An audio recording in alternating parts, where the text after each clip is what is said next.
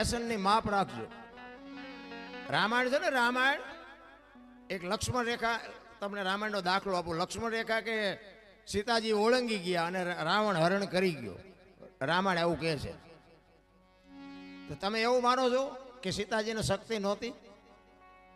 રાવણની એવી તાકાત હતી કે સીતાજીને એ લઈ જઈ શકે? મિથિલા નરેશની દીકરી હતી, અગ્નિનો ગોળો હતો. મારા રામ રાવણ માથે એની દ્રષ્ટિ પડે ને, રાવણની રાખ આ દુનિયામાં ન પડે એવી ભગવતી હતી.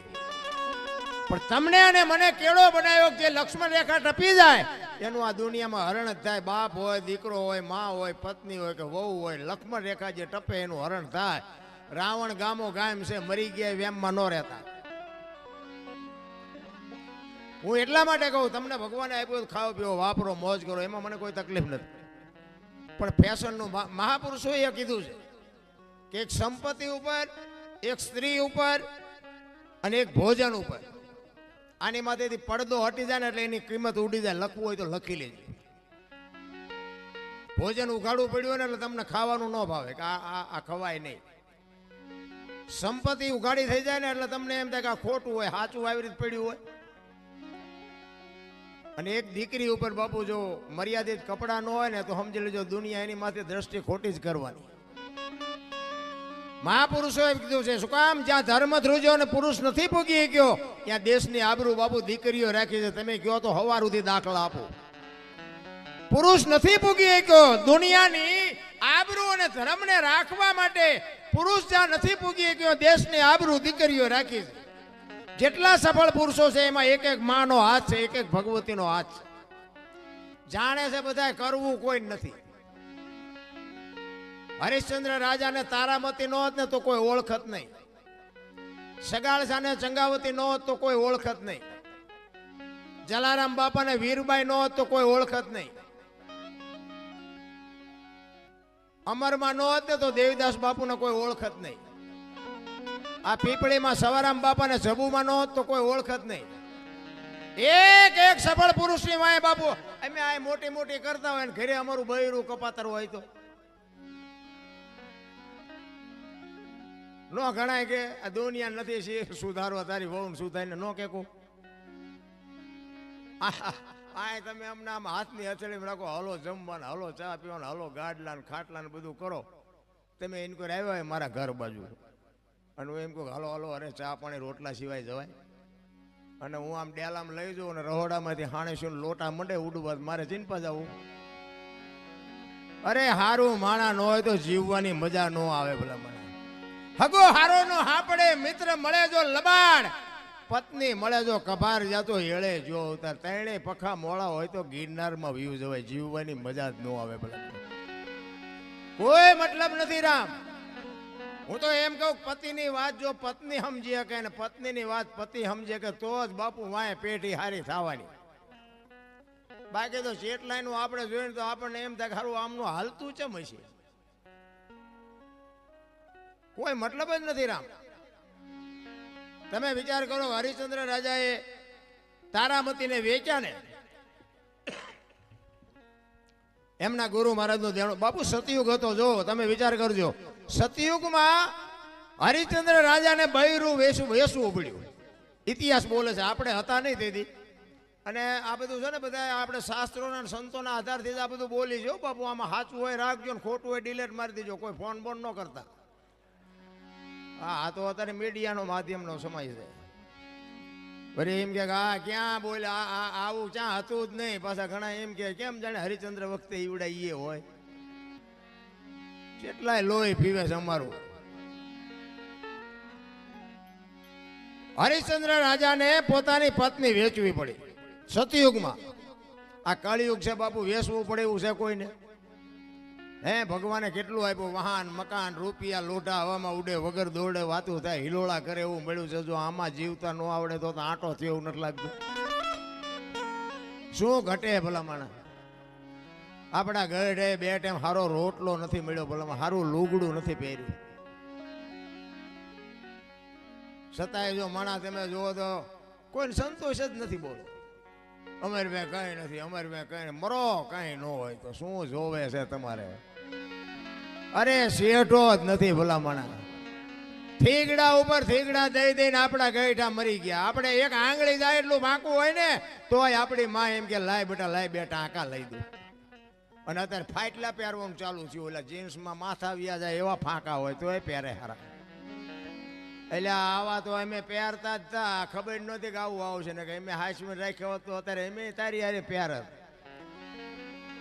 અરે જોવો તો ખરા આપણે એવું ટાણું આવ્યું હતા ફાટલા પહેરવાનું ચાલુ કર્યું. બોલો એટલે ફાટલા નહોતા એટલે પહેરતા હતા. નથી એવું ઊંધું નથી આવેલું. 2 કિલો ચોખ્ખું ઘી લઈને બજારમાં રાડ્યું પાડજો. ચોખ્ખું ઘી છે, વેચવું છે, ચોખ્ખું ઘી છે, ખપશે નહીં. ઓલા દારૂ બાવળિયામાં વેસે તો પીપળા ખપી જાય છે. જોવો તો ખરા ઊંધું હાલ્યું. વિચારવા જેવું છે. મારો કહેવાનો મિનિંગ બાપુ જીવન સમય સરસ મળ્યો છે પણ ભગવાન તમને બાવડું ચાલી નથી બોલાવવાનો. બાપુ જો જીવતા આવડે તો મને એમ થાય કે ભલે હું મારી વાત કરું. હું તો એક ખટારાનો ડ્રાઈવર હતો. બોલો ખટારાના ડ્રાઈવર તો 19મી કોમ ન કહેવાય. એને કોઈ પાણી પાય એના બદલે અહીંયા અમે બેઠા છીએ તમે હેઠે બેઠા છો. આ કયો શેડો ઈડ્યો છે તમને નક્કી થાય છે? બાપુ આ વસ્તુ આખી જુદી છે ને આ સમજવા માટે સદગુરુ જોવે.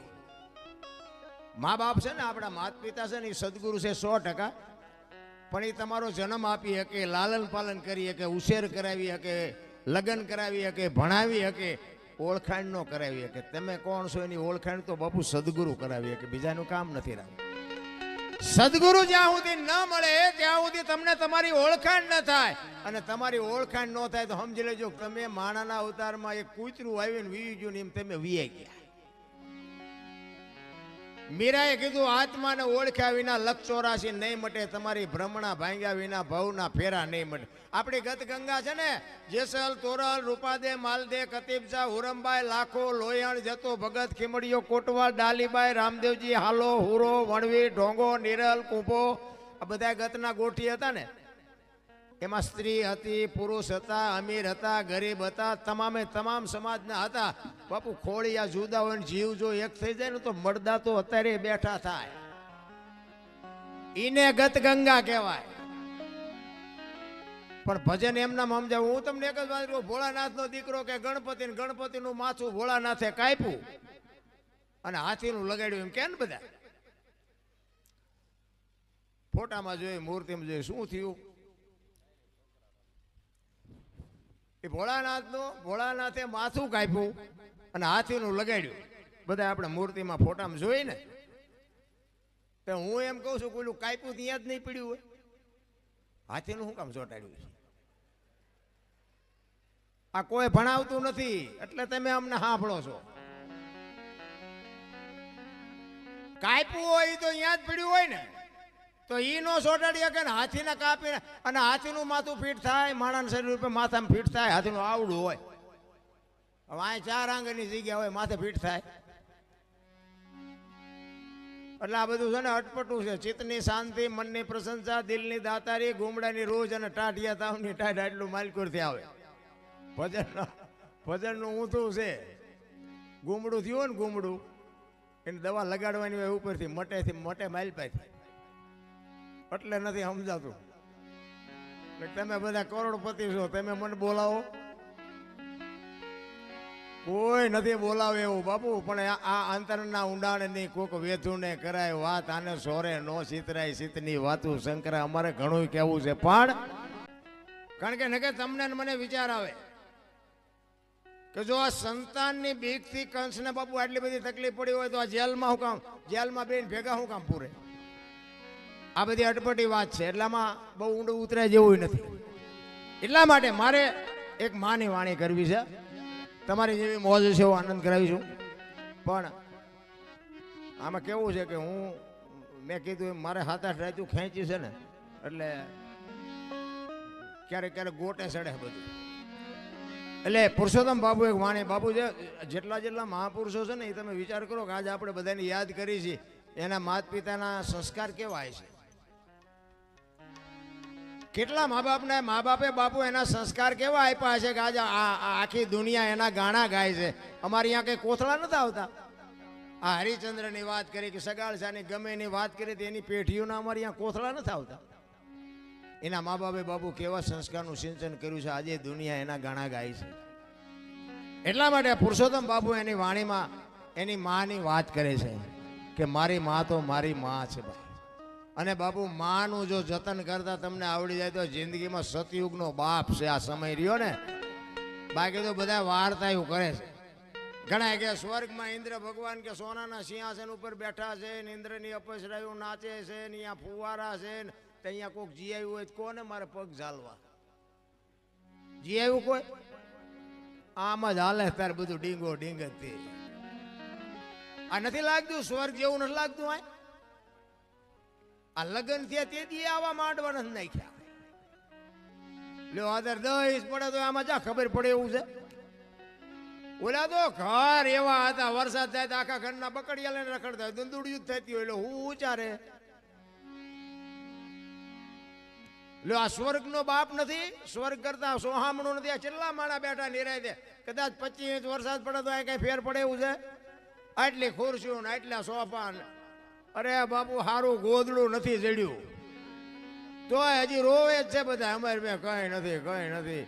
ઓલા માગણ આવે ને એ બાપા કઈક દો, એ બાપા કઈક કે આગળ જા આગળ. આટલું આપ્યું તો એમ જ કરે આગળ જા આગળ. હવે આગળ ઠેઠ સુધી તારા જેવા જ છે. દેને બટકું રોટલો દેને નહીં મરી જા. બધા આ જ વાત છે. તેથી કાંઈ નહોતું ને બાપુ. આપણા માવતર બાપુ અડધો રોટલો હોય ને તો એમાંથી અડધો આપતા હતા. હવે અત્યારે મૂક્યાનો માર્ગ નથી તો ડેલી આડી કરે. દવાખાને દેવા જવું પડશે. ઓલો તો હિસાબ કરી જ નાખશે. એમાં કઈ હાલવાનું નથી રામ. એ બધું રેડી કમ્પ્લીટ જ રાખે છે. મેં તો કહે જે કંઈક મોકે વાપરો, કંઈક સમયે વાપરો, જ્યાં ત્યાં નહીં પણ વ્યવસ્થિત જગ્યાએ કંઈક વાપરો તો દવાખાના ઓછા આવશે. પૈસા જ્યાં વધુ છે ને જ્યાં પૈસા વધારે આવે ને પૈસા હારે જ રોગ આવે. લખવું જ લખલી. જ્યાં તમારા પાસે પૈસા ન હોય ને ત્યાં તમે ગમે એવા લઠ્ઠા લ્યો ને તો કઈ થાય જ. કરોડપતિ છે ને એવડે 8 દી ને 8 દી બીપી મપાવે લ્યો. અને દવાખાને જાય ને તો એ ડોક્ટર એક જ વાત કરે દાળ ભાત સિવાય કાંઈ ખાધું જ મર્યો. હવે શું પૈસા ને શું કરવા. અને આ ઝૂંપડા મર્યો તમે જુઓ. માગીને ખાય આખી દુનિયામાંથી માગીને રોટલા લાવે, ગટરોમાંથી પાણી પીવે. કોઈ દી થાય શકે? ઘણા પાછા શું કે અત્યારે આ બધો ખોરાક એવા થઈ ગયા ને આમ એવું થઈ ગયું. ત્યાં ઝૂંપડામાં રહીને શું દુકાનો નોખી છે? આપણે લેવી અહીંયાથી જ લેશ. એવડે દવા વાળું નથી ખાતા. પણ આ તમને પૈસાનો પાવર આવ્યો ને એટલે આ બધું વિજ્ઞાન ઘરમાં ભરાયું. આ બધું વિજ્ઞાન છે ને એ બધા રોગના ઘર છે. હું એવું નથી કહેતો કે તમે બધું વેચી નાખ્યું, પણ વિજ્ઞાન આવ્યું ને એની હારે જ રોગ આવ્યો છે. આ ઝૂંપડામાં તમે જો ફ્રીજ નથી, લાઇટ નથી, પંખા નથી, એસી નથી, કાંઈ નથી. ત્યાં કઈ રોગ જ નથી થતો. આપણને ભગવાન જીમ આપતો જાય એમ નવી નવી સુવિધાઓ કરતા જાય ત્યાં નવા નવા રોગ થતા જાય. ને કે આપણે આમ ઘડિયાળના કાંઠે ખાઈએ છીએ ને ઘડિયાળના કાંઠે હુઈએ છીએ ને ઘડિયાળના કાંઠે ચા પીને ઘડિયાળના કાંઠે જાગી. એટલે આટલું બધું તમે થેરિકલ જીવો છો તોય શું કામ માદા પડો? આ ઝૂંપડામાં રહીને તમે જુઓ ટીકડી નથી લેવી પડતી. ટીકડી પણ ભગવાનને ખબર છે કે આની પાસે 18 રૂપિયા રિપોર્ટના હોવા જોઈએ ને બિચારાને ટીકડી ક્યાંથી લેવી પડે. ઓલું ડેન્ગ્યુ થયું, પેલું ડેન્ગ્યુ આવ્યું હતું ને ડેન્ગ્યુ તો તમે જુઓ ને તો આમ હારામાં હારો બંગલો હોય ને બારીઓ ને બારણા પેક હોય ને માલપા મસરદાનીઓ હોય ને બધું હોય ને તોય મસર અહીંયા જઈને કરડી જતા. બોલો ત્યાં ઝૂંપડામાં કાંઈ બારણા કઈ હોય જ નહીં. મસર નહીં ભાળતા. આ નજરામીની વાત છે ને બાબુ. એ કંઈક ડેન્ગ્યુ મસર જ આવતું હતું ને કે કરડે એટલે કે આને ડેન્ગ્યુ થાય. ત્યાં બંગલામાં એ ઠેઠ પહોંચી જાય તો ઝૂંપડામાં ન કરડી શકે. પછી એને ખબર છે ઓલાને અહીંયા જાય એ આ દુનિયાના કાળા ધોળા કરીને હૂતો છે. ઓલા બિચારા કાળી મજૂરી કરીને હૂતા છે. આમને કહીડે આમને. આ કોરોનામાં બાપુ હારાનો જ વારો લીધો છે. બહુ નાના માણસ નથી મર્યા બહુ. હા એ દયાળુ છે એને બધી ખબર છે આપણે શું કરીએ છીએ ને બધી ખબર છે. આમાં પ્રેમથી જેને વાપર્યું છે ને એને ખબર છે. અને આવું કરતા હોય ને એમાં કહું અમુક નડે તે આવા બધા કામમાં કંઈ બધા નો સાથ સહકાર આપે. એક બે તો નડે એવા હોય. આ અમે ગમે પ્રોગ્રામમાં જઈએ તો બધા કે અમને સાંભળવા ન બેઠા હોય. એક બે તો અમારી ભૂલ ક્યાં આવે છે ગોતવા હાટું બેઠા હોય. પણ હવે જે હોય પણ માનો એક પુરુષોત્તમ બાબુ એક વાણીમાં એવું કહે છે કે મારી માં તો મારી માં છે ભાઈ. એના માટે રહી અને આમ પગલાઓ ધીરે ધીરે ભરતી હોય અને જન્મ આપ્યા પછી બાપુ લોહીનું દૂધ કરીને તમને ને મને પાતી હોય અને આવડો મોટો ઉછેર કરતી હોય ને જો માર રોટલા વગેરેની આટા દે જિંદગીમાં તમારા દાણા જોવરાવો એટલે જોવરાવો જો કાંઈ તમારો મેળ પડે તો કોઈ દી નો પતે. માના ઋણમાંથી બાપુ કોઈ દી પછી ઘણા નથી આમ ફોટા માના બાપાના ફોટા મરી જાય ને પછી ફોટા પાસે ઓલા રોટલા કરી કરીને દેખાડે અમે અમે કે ધરાવીને પછી જમવીશ. આવું ખવડાવ્યું હોત તો 2 વર્ષ જીવે એવું હતું. આ ભૂખ્યા માર્યા છે ને હવે શું ફોટાને દેખાડો છો? ભૂખ્યા માર્યા હોય ને દુનિયાને પછી દેખાવ કરે આમ થાળીઓમાં રોટલા ને શાક ને દાળ ને ભાત ને મૂકીને પછી આમ ફોટા પાસે મૂકે. એમ પેલા ધરાવી પેલા ધરાવવાનું હતું તાર ધરાવ્યા નહીં નથી. કોકની શમશાન યાત્રા નીકળી હોય તો એમ ભાળી જાય ને કે શમશાન યાત્રા હાલો હાલો ટેકો દે આ ટેકા ન દીધા એમાં જ મર્યા છે. હવે હું ટેકા દેવા હોય ટેકા હાટું બજારા લબડી રહ્યા હતા નથી હોય જીવતા તારે હોતું નથી. એટલે માણા વખાણ મર્યા પછી જ કરે છે કે માણા બહુ સારો હતો પણ જીવવા દીધો જ નથી. એને હજી જીવવું હતું. માર્યો છે ભૂંડી હાલે તો પછી વખાણ કરે બધા. અરે બાપુ ભાઈ નો હું તો 18 વણમાં કહું બધા ભેગા રહીને મોજ કરો. જીવન કાલ ખૂટી રહે કાંઈ વાતમાં છે નહીં. માણસ જન્મે ને 2-2.5 કિલોનો હોય 60-80-100 વર્ષ જીવન મરી જાય ને શમશાનમાં લઈને હળગાવી નાખો અને રેખ્યા ભેળી કરીને જોખો એટલે 2-2.5 કિલો થાય. વાતમાં કાંઈ છે એની વચ્ચે ઠેકડા મારવાનું છે બધું. બધું માં તૈયાર ન કરી રાખે. આપણો જન્મ થયા પહેલા જનેતા ઉદરમાં સંતાન હોય અને તરત જ બધી માં તૈયારી કરી રાખે. ખોયા અને ગોદડા અને ઘોડિયા આન તેન બધું માં તૈયાર જ રાખે કે મને ભગવાન કંઈક આપશે. એના માટે બધી માએ તૈયારી કરી રાખી હોય. અને 60-80-100 વર્ષ જીવન પછી જવાનું ટાઈમ થાય તારે બધું તૈયાર જ હોય. લાકડા તૈયાર હોય, ઉપાડનારા હોય, ગોઠવનારા હોય, દિવાળી મૂકનારા હોય, ઘોંકા મારનારા હોય. તા પહેલી ને છેલ્લી 2 તૈયારી છતાં વટલી નહીં કરી રાખી હોય.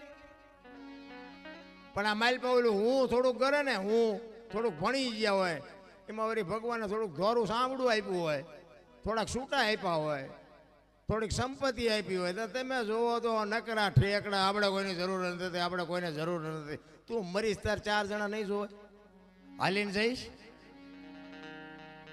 અહંકાર કહે છે મારે કોઈની જરૂર નથી. અનુભવ કહે છે મારે ચપટી ધૂળની જરૂર છે. બાપ કોઈ અહંકાર કરવાને કંસ કૌરવ અને રાવણ જેવા દુનિયામાં હતા નહોતા થઈ ગયા. એમની પાસે આપણું એની રજ નથી. ભગવાનને ધ્રુજાવે એવા આ કૃષ્ણ પરમાત્માનો પ્રસંગ છે ને. કૃષ્ણ પરમાત્મા તમે વિચાર કરજો. કંસને તમને એક વાત કરું કે એના બેન દેવકીજી અને વસુદેવ મહારાજ હતા ને. કંસે પાપ બહુ કર્યું હતું, ખોટું બહુ કર્યું હતું, પણ એના બેન બનાવીને બહુ પ્રેમ કરતો હતો. દેવકી માને અને વસુદેવ મહારાજને પ્રેમ બહુ કરતો કંસ.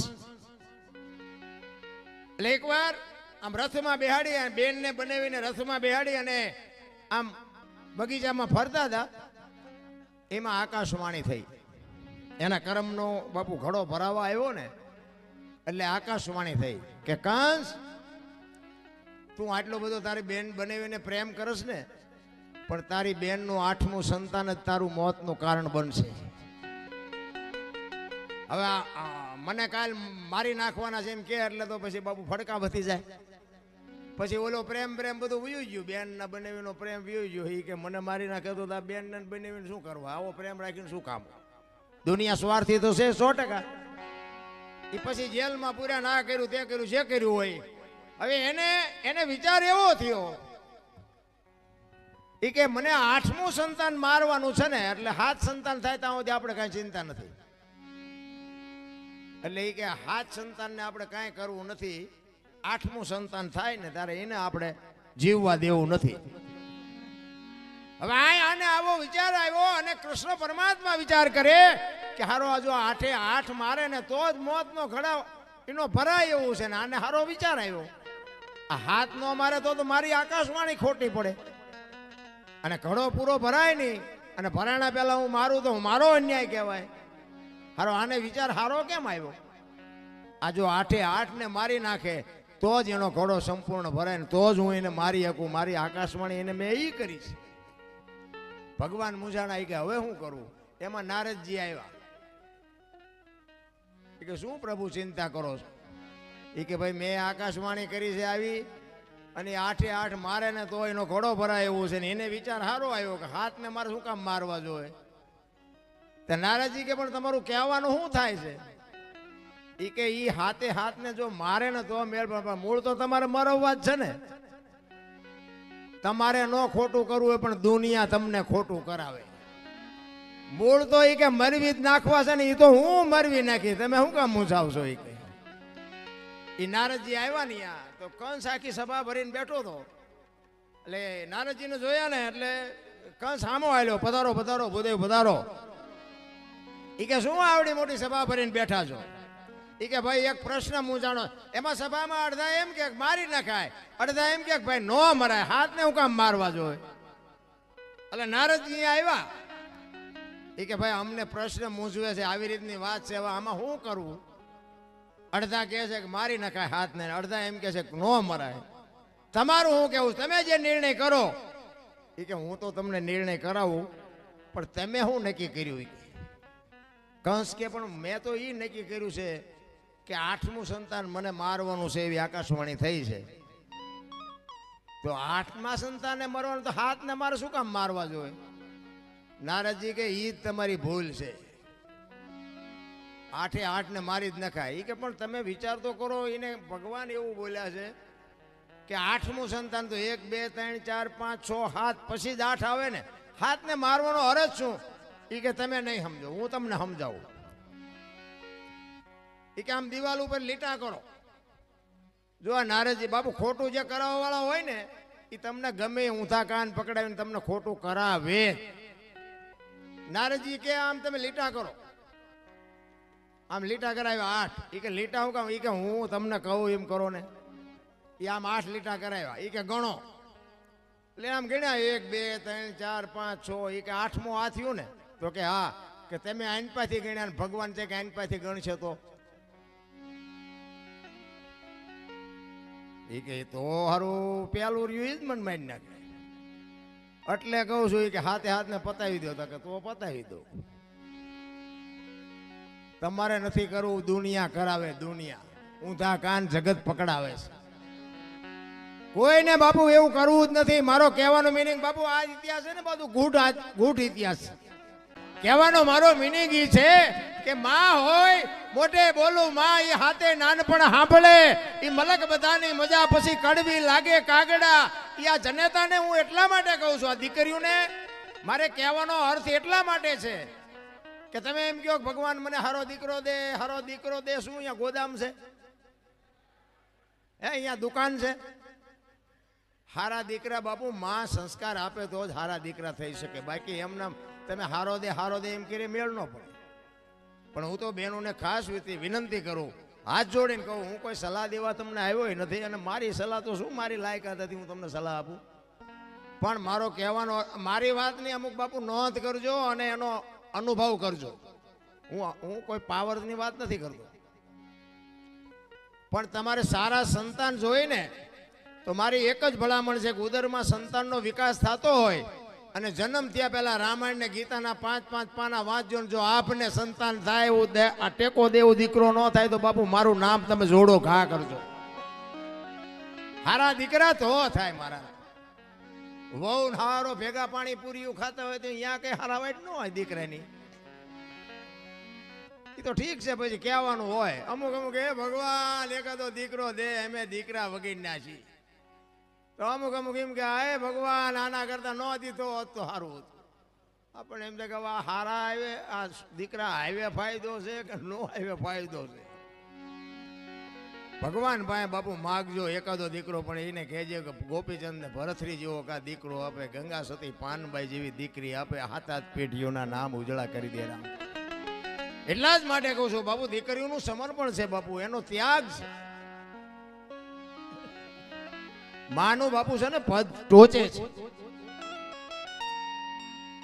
9 મહિના મા બાપુ ઉદરમાં સંતાનને રાખે, એનો જન્મ આપે, એનું લાલન પાલન કરે, બેહતા બોલતા ખાતા પીતા બધું માં શીખવે. અને વાંહે નામ બાપાનું લાગે. બોલો, માનો ભોગ છે એટલો બાપનો નથી. આખી દુનિયાને ખબર. એમાં હું આવી જાઉં ને મારે લાગુ તો પડે જ તે ને કે મને તો એમ થાય કે માએ જે સમર્પણ કર્યું છે એ બાપે નથી કરેલું. તો આની વાંહે માનું જ હોવું જોઈએ, બાપનું ન હોવું જોઈએ. પણ માએ ત્યાગ કરી દીધો કે આની વાંહે એના બાપાનું રાખો. કોકે પૂછ્યું કે પણ તારો આટલો ભોગ અને બાપનું નામ શું કામ? કે આ કદાચ કપાતર પાકે અને કોથળીઓ તોડીને ધૂળીમાં માથું ગાલીને પડ્યો હોય, કોક એમ કે કોનો છે, ફલાણી માનો છે, એમ કે છે મારા ખોળી આમ જીવ નહીં રે, 9 મહિના ઉદરમાં રાખ્યો, મારું કાળજું ફાટી જાય, એની વાંહે એના બાપાનું રાખો. આને સમર્પણ કહેવાય. અને હારા દીકરા છે ને એ માન ખબર છે કે આની વાંહે મારું જ રખાય. હારા દીકરાની વાંહે જનેતાનું છે. હનુમાનજી કોનો, અંજનીનો, કર્ણ કોનો, કુંતીનો, ભીષ્મ કોનો, ગંગાનો, શિવાજી કોનો, જીજાબાઈનો, ગાંધીજી કોનો, પુતળીબાઈનો. હારા હારા માના બગડેલા અમારા માં છે ને ઉપર બેઠી બધે ધજા, મહારાસુર, પાવાગઢ, ચોટીલા બધે જ્યાં જાવ ત્યાં માં ઉપર બેઠી. શું કામ? મારા સંતાનની નજર રહે એટલા માટે. બાપા બધા ભોંયરામ છે, ત્રંબકેશ્વર ને રફાળેશ્વર ને ભોંયરેશ્વર ને રિયા સલમુ દાબે. માન બાપમાં ધરતી નો. હું તો એમ કહું કે જનેતા જો જીવતી હોય તો એક વાગે હાનનું ટાણું હોય અને માં બેઠી હોય એની પાસે જઈને કોક દીક પૂછજો, માં મારો જન્મ થયો તેથી તને વેદના કેટલી હતી બાપુ? કોક દીક પૂછજો તો તમને માની વેદનાની ખબર પડે. હું કોઈ ભલામણ નથી કરતો. આવા માંડવા નાખો, મંદિર બનાવો, આ કરો તે કરો, હું કોઈને કહેતો નથી. મારો પ્રોગ્રામ ગમે ત્યાં હોય ને હું મારી એક જ હાથ જોડીને વિનંતી કે માં ને બાપ ને બાપુ જાળવજો. માન બાપ જેવા ભગવાન આ દુનિયામાં ક્યાંય કોઈ છે જ નહીં. અને તમારા મા બાપને તમે નહીં જાળવો ને તમારી પ્રજા તમને નથી જાળવવાની, નથી જાળવવાની, નથી જાળવવાની. લખવું અહીંયા લખી લેજો. તમારા માત પિતાથી તમે છો, મારા માત પિતાથી હું છું. માત પિતા તમે ચૂકી ગયા સેવામાં એટલે સમજી લેજો કે તમે કરોડ રૂપિયાના આસામી હોય તો બેકાર ધૂળ કહેવાય. કારણ કે મને ને તમને આપણા જન્મ વખતની ખબર નથી કે માએ શું વેઠ્યું છે. ઈ વેદનાની જો આપણને ખબર હોય ને તો આ માવડીઓ રોટલા વગરની આટા નો મારતી હોય. લાખો રૂપિયા કરોડો રૂપિયાના દાન આપે અને ઘરે માન બાપ જો રોટલા વગરના વરાળું કાઢતા હોય, જિંદગીમાં નો ગાડી હાલે. રામ 40 લાખની ગાડી લઈને નીકળે, વાયલી સીટમાં જોવો કૂતરો બેઠો હોય. બોલો, લબરક લબરક કરતો. હવે આમાં માને બાપાને બેહર્યા હોય તો અરે અમને સારું જોડું નથી જડ્યો. અમારો દીકરો કેવી ગાડીમાં ફેરવે, જિંદગીમાં કાંટો ન વાગે. કાંટો રામ કરવાની જરૂર આ તો કે તમને ન ખબર પડે, તમને એમ જ કરે. બોલો, એટલે નહોતી ખબર એટલે 100 વીઘા રાખી હતી, તું 10 વીઘાના ઉલાળિયા મીડો કરવા. અમને ખબર છે પણ જાવું ક્યાં? અરે મારા રામ, માન બાપે તો આપણા જીવન માટે દેહના કોથળા કરી નાખ્યા. કોથળા ભલામણ. મારો દીકરો, મારો દીકરો, મારો દીકરો. અરે શું માન બાપે બાપુ તમને મને સમજ. એક જનેતા પોતાના ઉદરમાં 9 મહિના રાખે, એને આમ હાલતી હોય, માંસ હાલતી હોય તો બાપુ આમ ઉતાવળો પગ ન મૂકે બાપુ. પોતાના સંતાનની તકલીફ ન પડે.